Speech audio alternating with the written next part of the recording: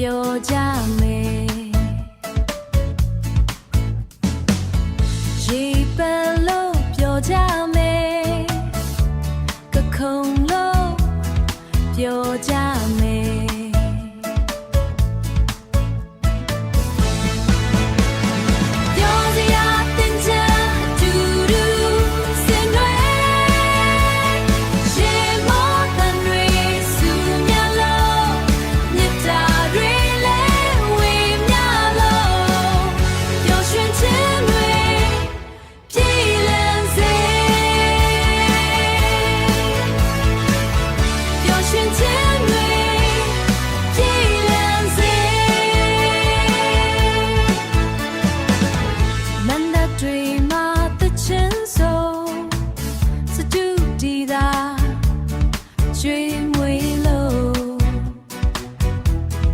ကျွေးမွေးလို့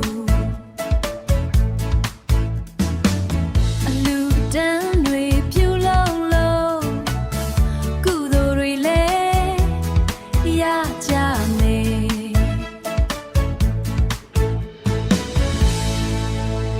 တနေ့တာ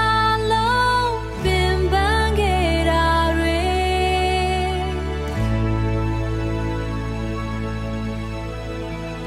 တင်ချင်မှာ